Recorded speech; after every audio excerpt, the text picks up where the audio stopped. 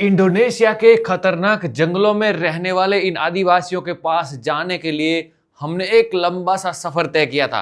आज मैं बताता हूं कि ये इंडोनेशिया के आदिवासी लोग किस जंगल में कितना दूर अंदर तक रहते हैं और आपको यहाँ पे जाने के लिए कितना लंबा सफर करना पड़ेगा। यहाँ पे जाना कोई सामान्य काम नहीं है। आपका भाई जाते हुए कुछ ऐसे पल दिखाएगा जो आप हैरान रह जाओगे। फिर हम ये भी देखेंगे कि ये लोग जंगल में कैसे सरवाइव करते हैं। ये भी जानकारी इस वीडियो में देने वाला हूं।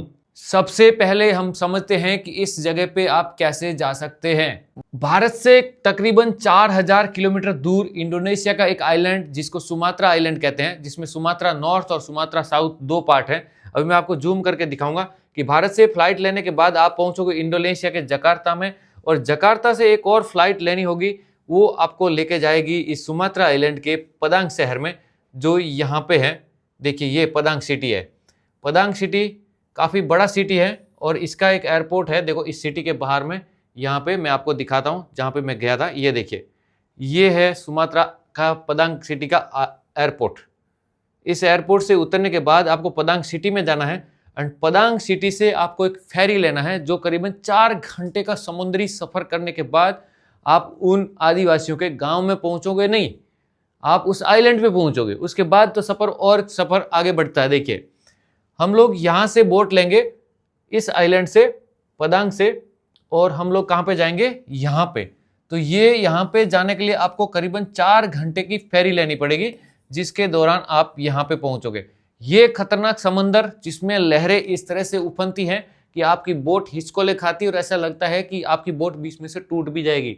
हम लोगों को बहुत चक्कर आया और बहुत हमने डर भी झेला था। उसके बाद आप पहुंचोगे इस आइलैंड पे। ये आइलैंड जो हमारे जो अंडमान निकोबार आइलैंड है, उसी के सीध में ये सारे आइलैंड है। आप सीधा सीधा जाओगे अंडमान निकोबार आ जाएगा। देखिए ये देखिए, ये आपका अंडमान निकोबार। तो यहाँ से इसी के सीध में ये वाला पार्ट मलेशिया होते हुए ऐसे जाएगा जकार्ता वाला, और इसके साथ साथ में एक और ऐसे आइलैंड वाला जो चलता है, जिसमें अंडमान निकोबार ये सब आइलैंड चलते हैं। तो इसी में से ये है सिब्रुत आइलैंड। अब सिब्रुत आइलैंड जाने के लिए आपको 4 घंटे की पदांग से फेरी लेनी पड़ी यहाँ से यहाँ तक, और आप पहुँचोगे यहाँ पे मुआरा सी बेरुट। अब यहाँ पे क्या होगा पता है? अब तो ट्विस्ट अभी बाकी है। इस जगह पे आने के बाद आप यहाँ पे उतरोगे। इस जगह पे एक छोटा सा गांव जहाँ पे कोई 2000 के आसपास या 1000 लोगों की आबादी होगी, इस जगह पे आप फेरी टर्मिनल पे उतरोगे। उतरने के बाद कुछ लोग आपको यहाँ पे मिलेंगे जो आपको यहाँ तक पैदल चला के लाएंगे इस जगह पे। ये जगह आप देख सकते हैं, ये एक नदी है, सांप के जैसी मुड़ी हुई नदी। आपको मैं पूरा नदी दिखाता हूँ। अब हमारा सफर असली शुरू होने वाला है। ये सांप जैसी नदी आपको दिखाई दे रही होगी, ये वाले ऐसे। अब यहाँ पे बादल आ गए, इसलिए आगे जाके नदी गुम हो जाती है इसी आइलैंड के बीच में। तो आपको क्या करना है, यहाँ से एक लकड़े की बोट लेना है और उस लकड़े की बोट में करीबन 1 घंटा इस पतली सी घुमावदार नदी में सफर करना। मैं आपको पहले बोट दिखाता हूँ। आप बोट देखते आप घबरा जाओगे कि इस बोट में आपने कैसे सफर कर लिया। ये देखिए बोट दिखाता हूँ आपको। ये जो एक पतला सा लकड़ी का डंडा जो दिख रहा है, यही बोट है। इसके अंदर एक लकड़े के बड़े से डंठल को बीच में से खोखला बना करके एक लकड़ी की बोट बनाएगी, और ये अगर पलटी भी खा सकती है। इसमें कोई बैलेंस नहीं, सिर्फ आप बैठते उसी से बैलेंस बनता है। मैं आपको थोड़ा और सबूत दिखाता हूँ। ये देखिए अभी हम बोट में बैठ के जा रहे हैं, आपको भाई यहाँ पे बैठा हुआ, और 4 लोग लगातार इसमें बैठे हुए हैं। ना तो इधर जगह ना इधर जगह, और बोट ऑलमोस्ट पानी के अंदर डूब रही है। साथ साथ में आप नदी देख सकते हैं और साइड में घना जंगल है। ये भाई साहब अभी बोट में हमें छोड़ करके 1.5 घंटा बाद में वापस चले जाएंगे, और जंगल में नेटवर्क भी नहीं होगा, क्योंकि यहाँ पे बहुत ज्यादा बारिश होती है और घना जंगल है। यहाँ पे कोई इंसान तक नहीं मिलता है, लेकिन कुछ लोग हैं वो इस जंगल में रहते हैं। अभी आपको और बताता हूँ, रुकिए। ये देखो, ये हमारा टूर गाइड है जो अभी हंस रहा है। और मैंने बोला कि इस नदी के अंदर मगरमच्छ तो नहीं है कहीं, लेकिन वो बोला कि मगरमच्छ तो नहीं है, आप आराम से बैठिए, दिक्कत नहीं होगी।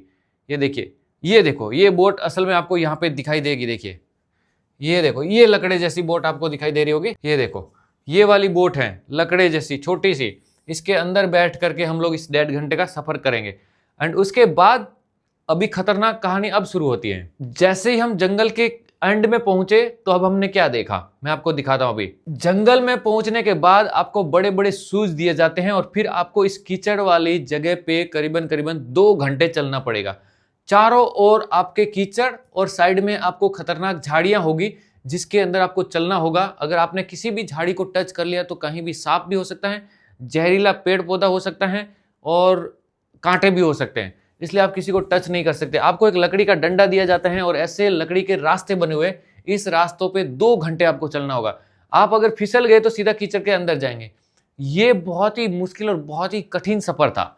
अब क्या हुआ, इसके बाद हमने क्या देखा, और जंगल में जाने के बाद ये वाले लोग हमें मिले जो एक सिर्फ छोटा सा कपड़ा नीचे पहने हुए, वो भी पेड़ की साल से बना हुआ। एंड ये क्या करते हैं, जंगल में बड़े से चाकू के साथ घूमते हैं और पेड़ टहनियों को काटते हैं और पेड़ों के अंदर से कीड़े निकालते हैं, उसी का खाना बना के खाते हैं। और कुछ पेड़ के लकड़े होते हैं नारियल के, वो वाले ला के अपने सूअरों को खिलाते हैं। और कुछ जंगल की लकड़ियां होती हैं जो आगे जाके पानी में डालते हैं और पानी वहां से सिटी में जाता है और सिटी में उसको लकड़ों को सेल करते हैं।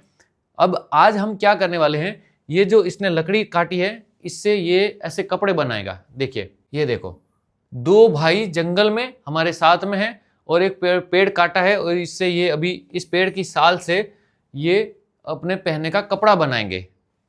ये प्रोसेस हम समझने वाले हैं। फिर ये जंगल में शिकार भी करते हैं तीर से, तो जंगल में जहर कैसे बनाते हैं वो भी आगे होगा, वो भी आपको दिखाऊंगा मैं। अब आप देख सकते हैं मैं यहाँ पे इनके साथ में बैठा हुआ हूँ और प्रोग्राम चालू है। वो पेड़ काट के जो साल थी वो लेकर के आ गए हैं और इसके यहाँ पे कुटाई कर रहे हैं उस साल की, उसको सॉफ्ट बनाया जा रहा है, उसको नरम बनाया जा रहा है और फिर उसके बाद उसको सुखा देंगे। सुखाने के बाद पानी में डालेंगे और फिर उसको बराबर से उसको तैयार करने के बाद जो कपड़ा अभी पहना हुआ है वैसा ही कपड़ा ये पहन करके अपना कामकाज और गुजारा करते हैं। इन लोगों ने अपने माथे पे भी कुछ पेड़ पत्तियां लगाई हैं और ये यहाँ पे काफ़ी सारी पेंटिंग्स वगैरह भी बना के रखते हैं। और ये पूरे परिवार के साथ घने जंगल में रहते हैं जहाँ पे बहुत सारे मच्छर और ये सब देखने को मिलते हैं। ये देखो नाच रहा, ये भाई नाचता हुआ एक आदमी जो इंडोनेशिया के जंगल में पूरा पहलवान है, जंगल में होने वाली चीज़ों को अपनी सिगरेट बनाता है और उसी को पीते हैं। देखो, ये देखो, और ये जो चीज़ दिख रही है इसमें अपना सामान रखता है, पानी की बोतल रखता है, पीछे आपको दिख रहा होगा सामान, तीरंदाजी और ये सब कुछ।